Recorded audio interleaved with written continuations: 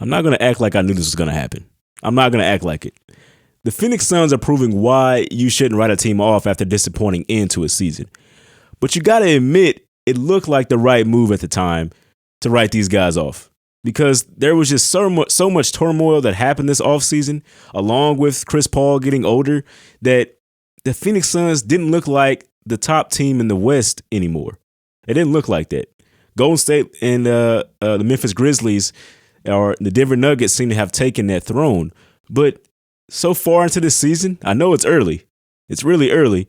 But so far into this season, they look like that team that went to the NBA Finals 2 years ago. Now, the issues that they had this season, they had the ownership issues, which kind of distracted everybody away from just the basketball of this team. They had the Chris Paul deal where he's getting older. Everybody gets older every year, but when he's 37 years old, you start to worry about your floor general being able to run the offense as well as he always has, and being able to stay on the floor and be healthy for a team at that age, because Father Time is undefeated. You have the Jae Crowder thing happening right now as we speak. Jae Crowder is sitting out and looking for a trade somewhere else. So you lose Mikal Bridges is probably your best defensive player, but you lose your top second guy in the defensive part of your game. And then DeAndre Ayton, he had accepted a deal with the Indiana Pacers to leave the team. Now, either he really didn't like the Suns anymore and he wanted to leave the team, or that was just a strategy to get more money. So, but we'll see what happens with that.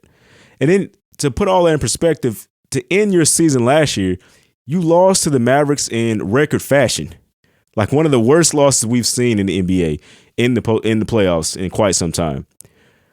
So all of that happened to them. All of that's going on, and they start this season by avenging that loss to the Mavericks and coming back from 22 points down to embarrass them, to get their get back. They got their get back this season, and I think it's just sparked a run for this team, because now they're tied for first with Golden State in points scored. They're first in field goal percentage. They're first in point differential this season, and they're third in points given up. So even without Jae Crowder, they're still one of the better defensive teams in the NBA. And you got all these achievements on the offensive side. It has a lot to do with what Devin Booker's done this year. He's averaging 30 points again. It has a lot to do with that. It has a lot to do with Chris Paul. Chris Paul's not scoring the ball as well as he always has. He usually gives you about 16 and 10, 16 and 9, around that area.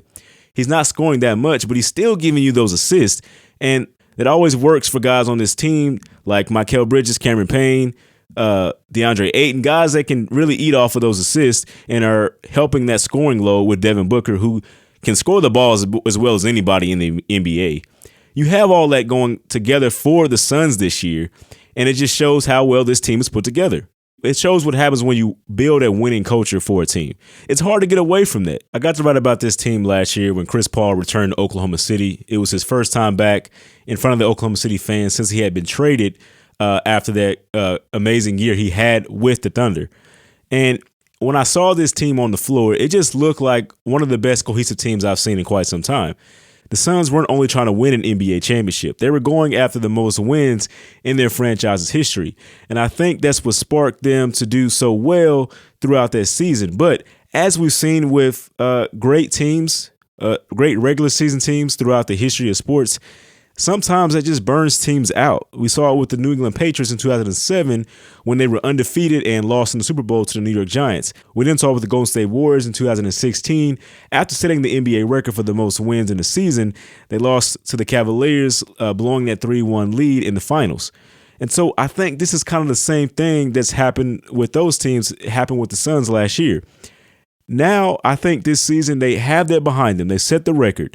Now they can just play basketball and they can just focus on winning games. And so I'm not going to say I knew this was going to happen. I don't think anybody did.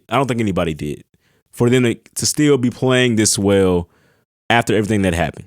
Now, that's, like I said, it's been a short season so far, so there's time for things to change. But right now, the Suns are playing one of the best games in the NBA, and they look like one of the best teams. They just do. You never really know how a team is going to react with their back against the wall. But the Suns look like they can handle it. Thanks for watching this video. If you made it this far, like and subscribe to my YouTube channel. Also, I have a podcast called Rip Jersey. Follow that, add it to your playlist. Listen to it wherever you can. Thanks for watching again. Peace.